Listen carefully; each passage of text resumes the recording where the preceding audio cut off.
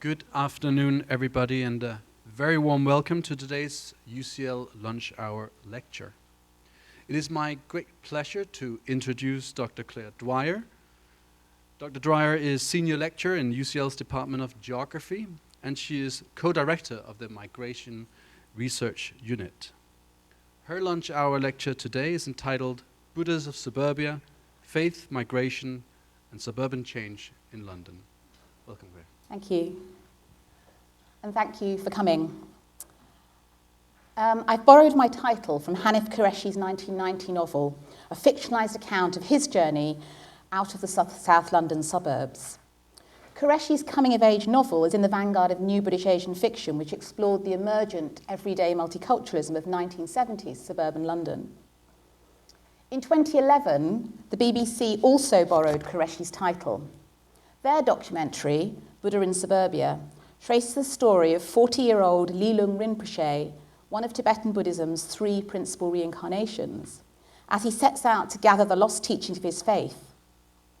Lilung, we are told, lives in the suburb of Ruislip in northwest London, in the converted garden shed of one of his students, where he runs the Lilung Dharma Trust, a centre of Buddhist practice. My appropriation of Qureshi's title is, of course, a response to the request for a suitably catchy title for my talk.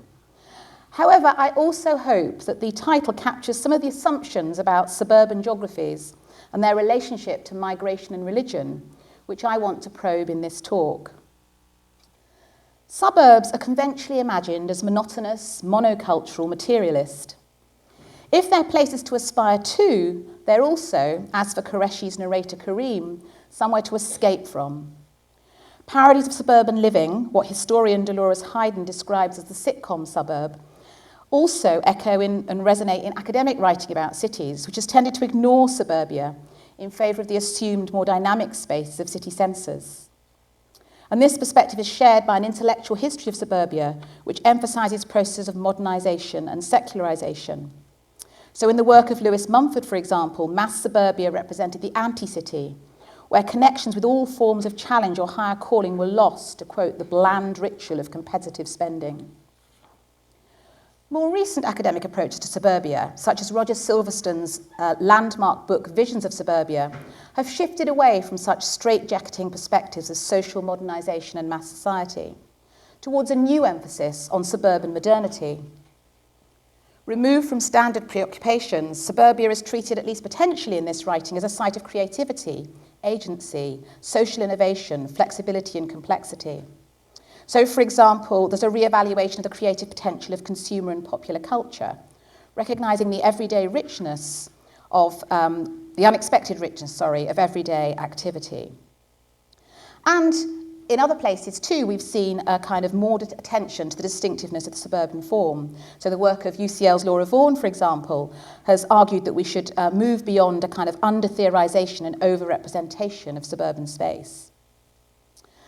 So my own work on religion, migration, and suburban change in the suburbs of West London, which I'm going to talk about today, and Vancouver, which I'm not going to talk about today, in some ways responds to that both re-evaluation and revalorisation of suburbia. But it also points to some of the absences in that literature, and religion is one very noticeable absence in the recent revaloration of suburbia. So seeking to map the intersections of faith, migration and suburban change in West London, I want to make three arguments about suburban geographies.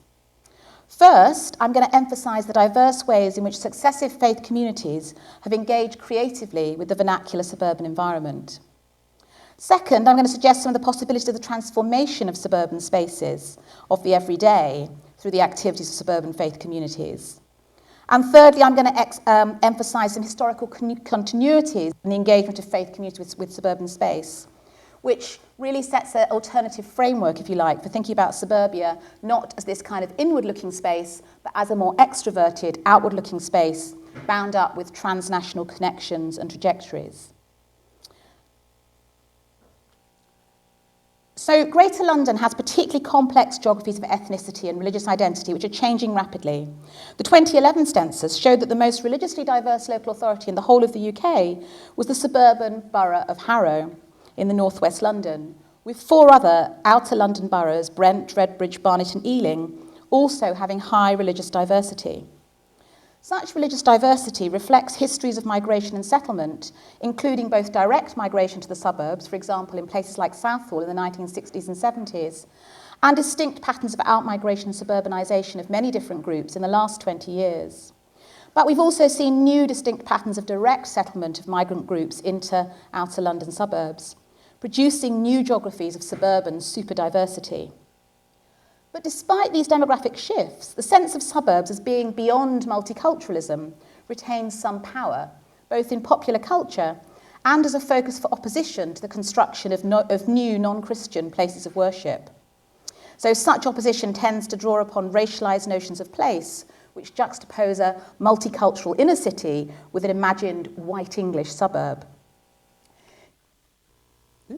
Consider, for example, the reaction to perhaps the most famous example of a new suburban religious building, which you can see on the slide here, the Swaminarayan Temple in Neasden, situated just off the North Circular Road, close to Wembley Stadium and the IKEA Superstore. And there are some other examples that I'll talk about in a moment as well, the Mahabodhi Park Mosque in Northolt and the Jain Temple in Potters Bar. I think I might see that a bit better now. So these buildings are often used as signifiers of the development of London as an extraordinarily diverse multicultural city, but are less often discussed in relation to their suburban location. Instead, commentaries simply point to the incongruity of this exotic architecture in mundane suburban spaces. So when the Swaminarayan Temple opened in 1995, headline writers vied to express this in terms of the incongruity of Neasden's Taj Mahal or the temple to the gods of NW10.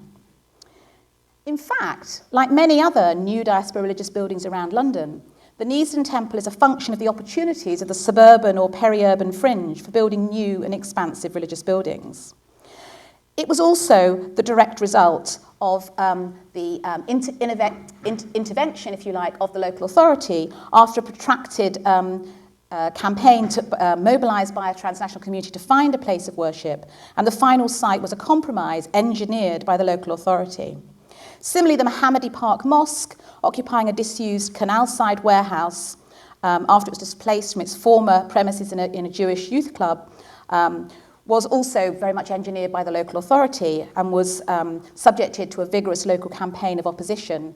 And you can't see it on this slide, but on the opposite side of the building, one side is on the canal, the other side of the building has is screened by townhouses built and owned by members of the community. So it's kind of a particular kind of location which responds to the opposition that it experienced. Significant diasporic religious buildings have also been sited in the outer commuter belts. So the Jain Temple in Potters Bar, just off the M25, takes advantage of the motorway to bring together a widely spread faith community, but also, very interestingly, responds in its architecture and landscape design to the semi-rural parkland context of the Greenbelt. So for this Jain Temple, the pastoral landscape of Hook House, in which it's situated, became integral to a distinctive narration of sacred geography. They had to respond to local planning permission, which meant that the temple, as would be conventional, couldn't be elevated. So it was actually situated in a sunken ornamental garden around which were planted 52 eucalyptus trees to represent the 52 villages in western Gujarat, from which the majority of the community traces its ancestry. So the form of the Jain Deraswar or temple in Potters Bar as the first purpose-built temple in Europe with the potential to be an authentic Jain tirth or pilgrimage site was linked to the possibilities of its location in the Greenbelt.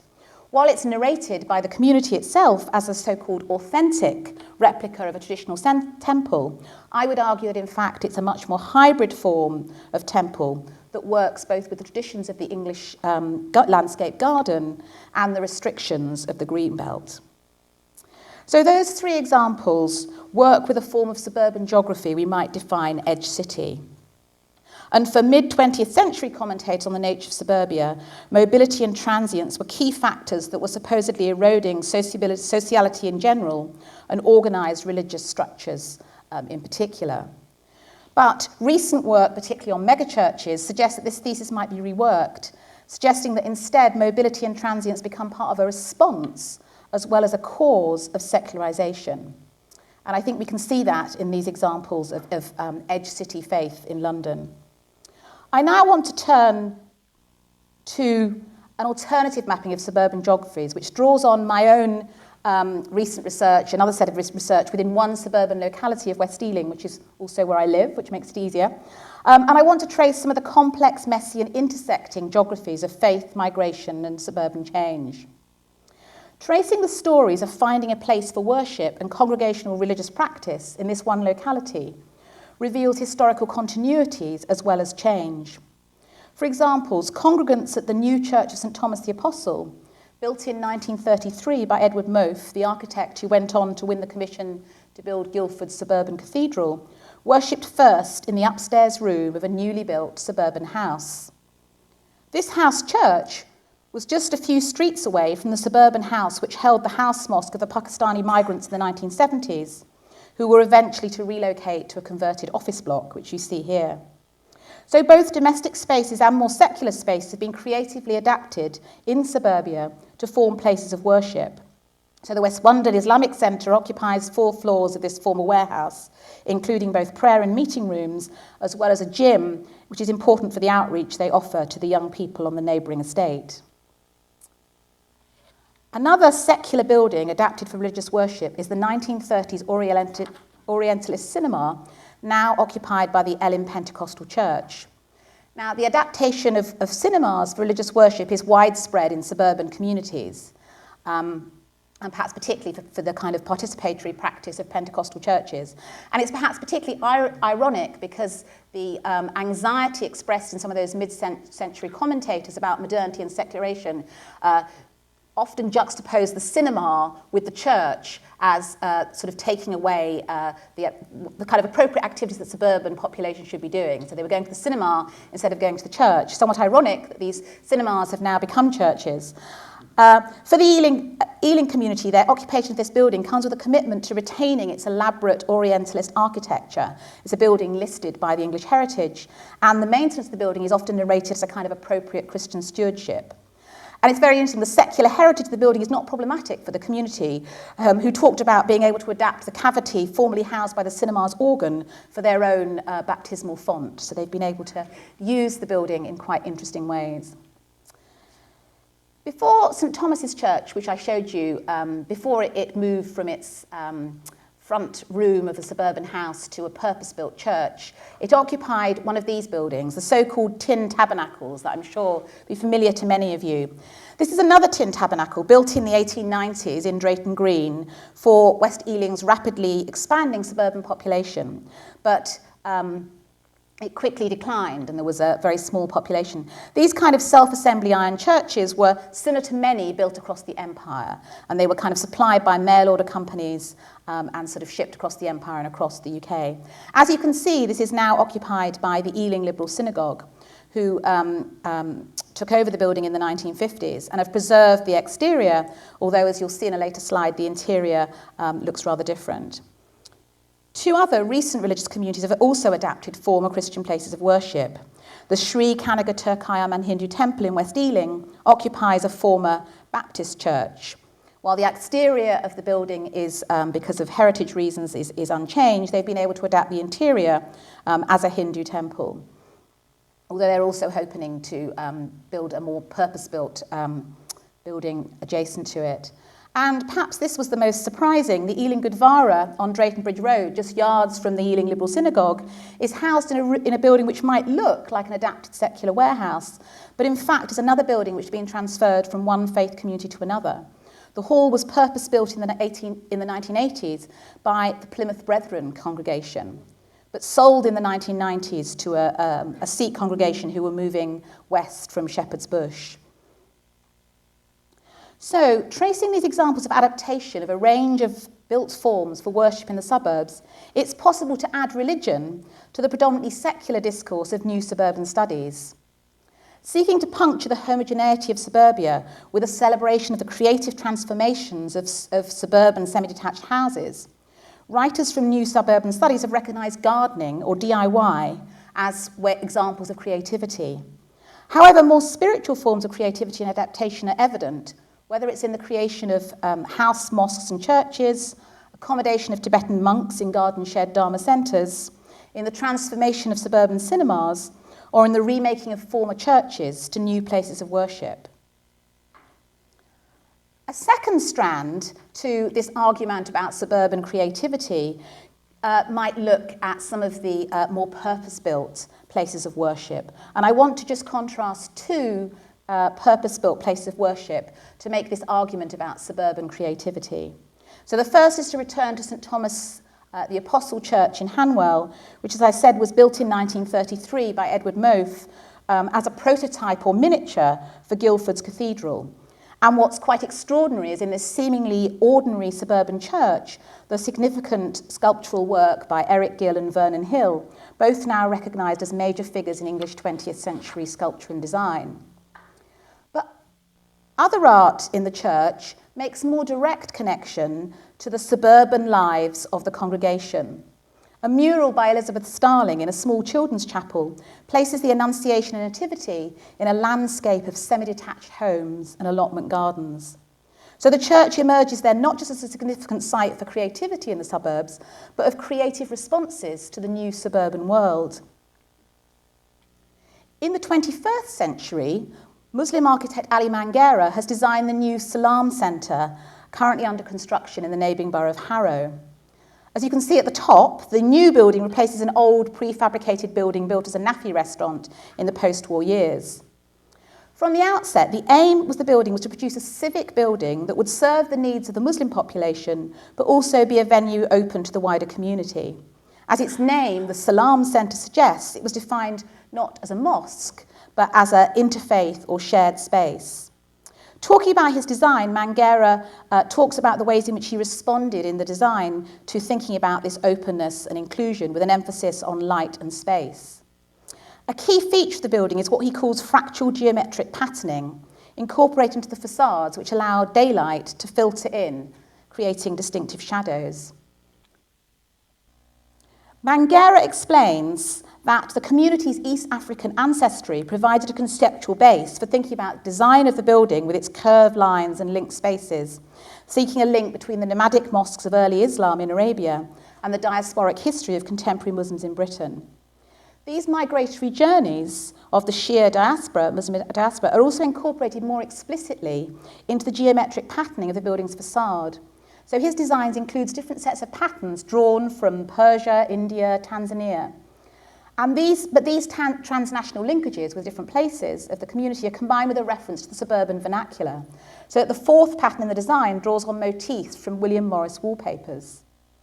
For Manghera, the transnational geographies of the Shia diaspora map onto Harrow's suburban geography. His architectural pattern mating tells the story, if you like, of that migration. These links are also taken up in the plans for the green planting of the gardens, which are intended to suggest both an English metroland garden as well as the form of Islamic gardens in India and Persia. So in the building, he makes a self-conscious gesture towards the hybridity of imperial influences upon suburban horticulture. And people have written about the ways in which suburban gardens were connected to the empire. So the kind of range of plants that people chose to grow in suburban gardens tell us something about the kind of transnational imperial histories.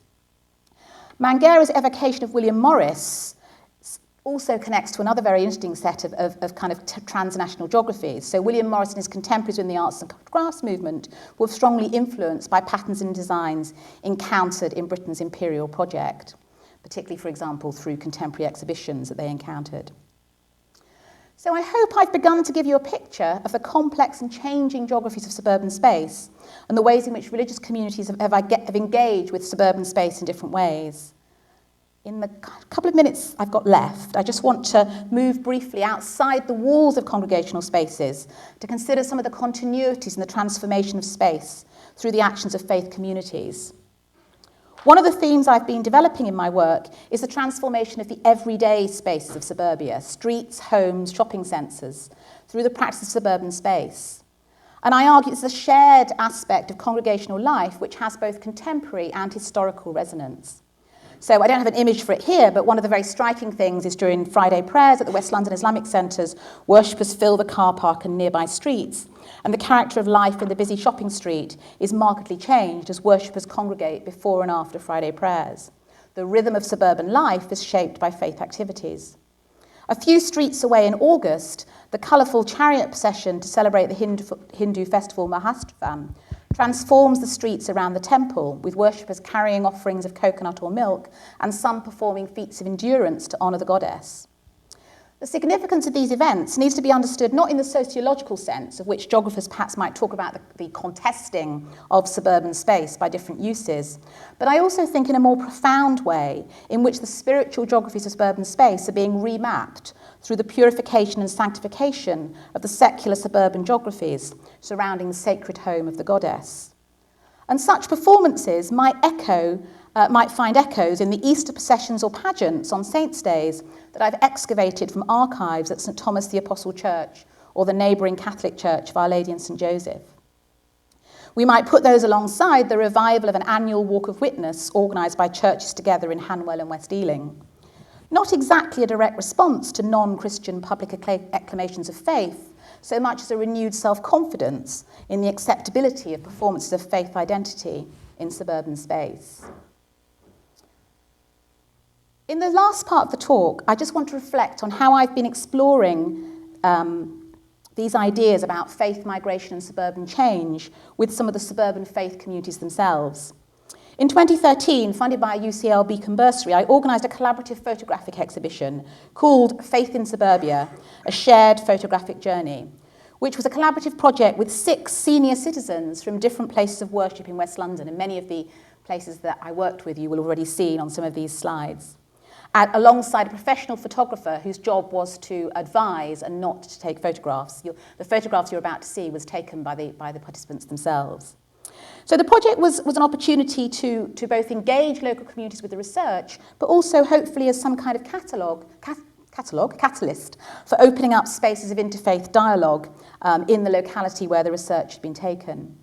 So we developed a methodology which drew on Liz's previous outreach work, where she talked about her own practice as a photographer and then invited the participants to be photographers themselves. And they came from the 2 churches I've mentioned, the Our Lady and St Joseph Catholic Church and St Thomas the Apostle Anglican Church, from the West London Islamic Centre, the London Sikh Centre, the Ealing Liberal Synagogue and the Hindu Temple.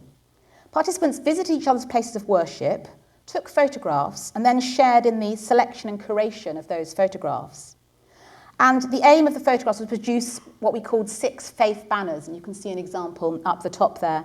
We thought banners were a good way of thinking about, first of all, of making the exhibition mobile, because it's been around to different places, but also because of the significance of banners and flags in many different faith traditions.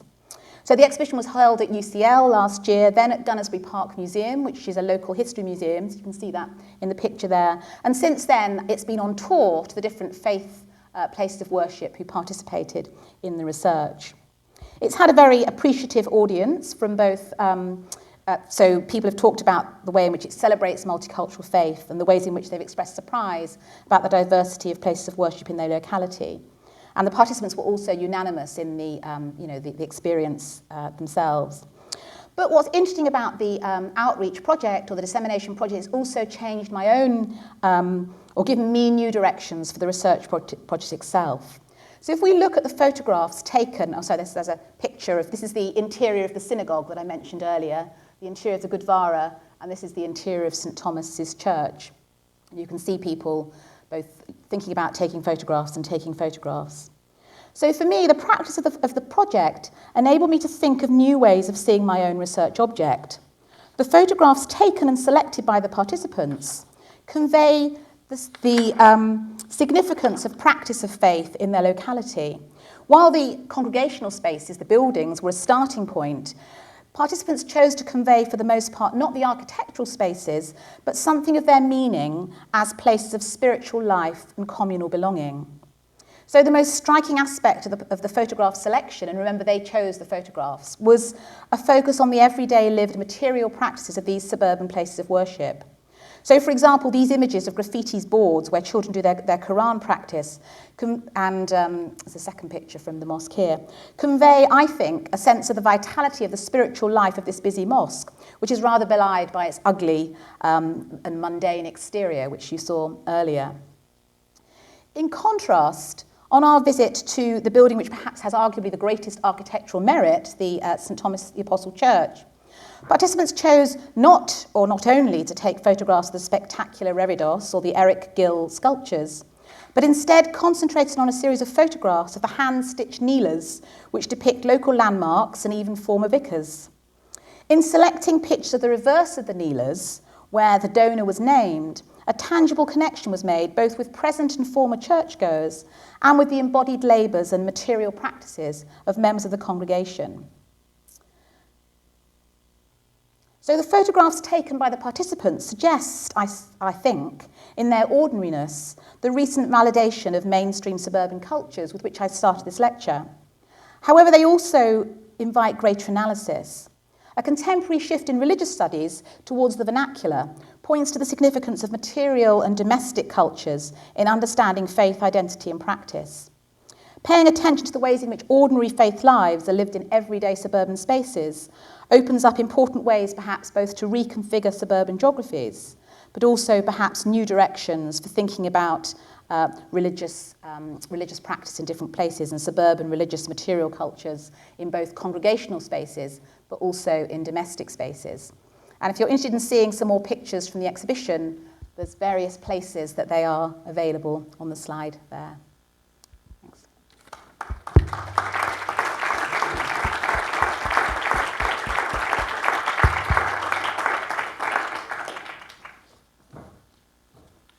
Thank you very much, Dr. Dwyer, for this fascinating lecture. We now have more than 10 minutes for questions, so please, we have microphones coming around your way if you have a question to ask.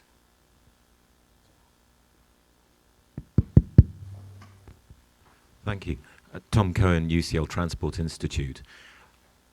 I found myself asking, what was it about the suburbs that would make them particularly susceptible to these sorts of developments? And spatial density seemed to me a very obvious answer, and I just wondered whether that was the whole story or what else was going on, whether, I suppose thinking of my own interest, transport, that has a role to play in making a place accessible or attractive to a particular community and setting itself up. Your thoughts on that? Yeah, I think in the wider academic project that kicked off this research, we developed a kind of typology of thinking about suburban space, and we thought that one part of that typology is where I started, the kind of edge city sort of way of thinking about the suburbs. And transport is key, really, particularly in the North American context, but also in the British context too, for the possibilities of realising these large purpose-built religious buildings. So it's partly, as you saw in the two examples there, negotiating planning permission, and it's easier to get planning permission in a disused kind of semi-industrial space. So that's one example that you see that happening. The Neasden Temple is a good example of that, and you know that's not very edge city. That's kind of transitional kind of edge city space. And then the Jain Temple next to the M25 again had a very protracted argument around planning permission because it was in the green belt, which is why they had to sort of accommodate their ambitions for the building in certain ways, but certainly benefited from the transport networks. If we think about what we called semi-detached suburbia, which is where I was talking about in terms of West Ealing, I think the story there is a different story. It's a story around contestation around a very densely built up suburban area that is already very congested, and how you negotiate space for faith in those suburbs. So, you know, one of the big questions about the Hindu temple that I showed you was that it got planning permission because it was on lots of good public transport networks. So the idea was that people would be able to come there without driving. But of course, people do drive, and then that sort of produces lots of argument and contestation in the neighbourhood. So I think it's quite likely, as that temple expands very rapidly, that the future for that temple will not be in semi-detached suburbia. It will move further out if people continue to drive there. So I think the traditional problems about planning are, you know, writ large in terms of some of these developments. And some of these suburban developments are, you know, a reaction to where populations are, and sometimes they are a compromise in terms of finding a location for a new religious building that people will have to move to, and they're not necessarily in the locality. So for the Jain Temple, and this is very true of most of my North American examples, the big problem is how the elderly get to a place of worship that you can only really drive to. And how do you sort of get round those kind of problems of mobility? Are you relying on family members to drive you to the temple or whatever? Thank you. You have a question here in the middle?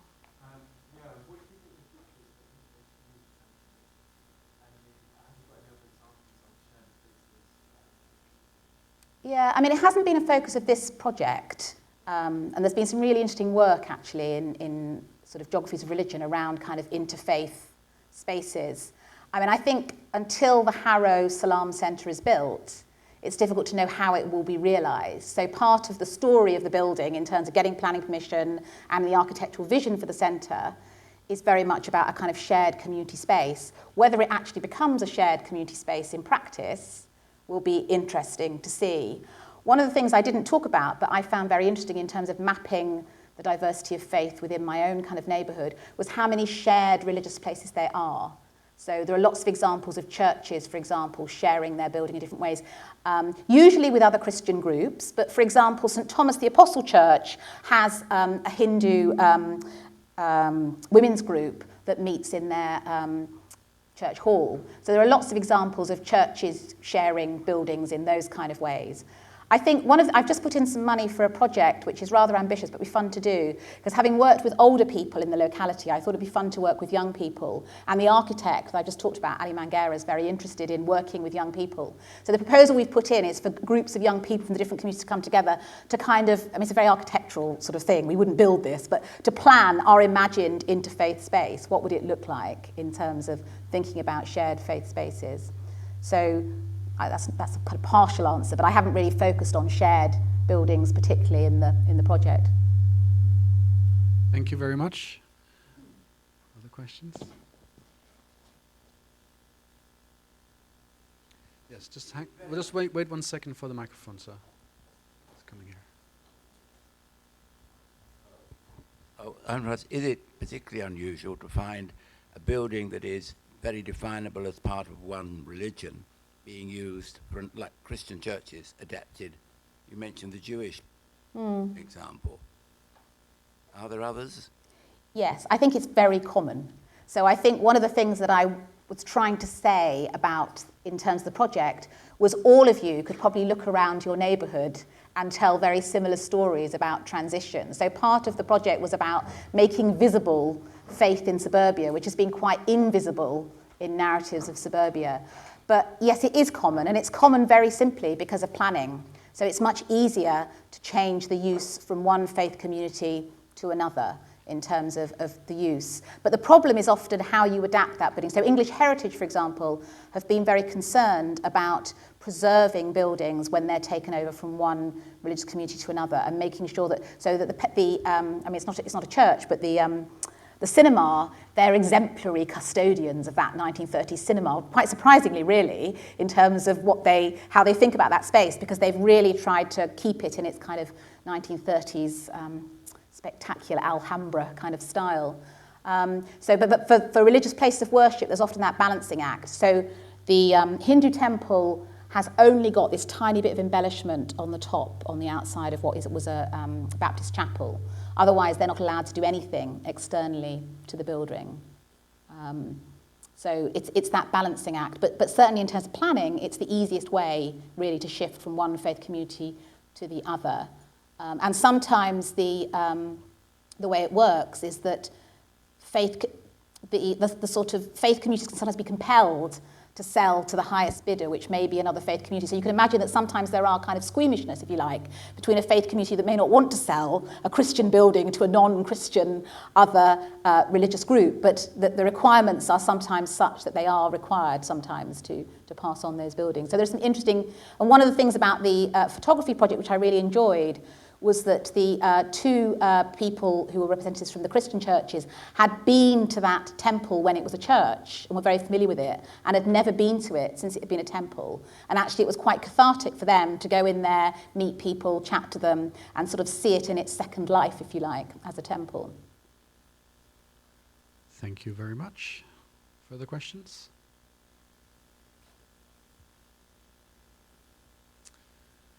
If not, please join me in thanking Dr. Claire Dwyer for her fascinating lecture, and thank you all for coming.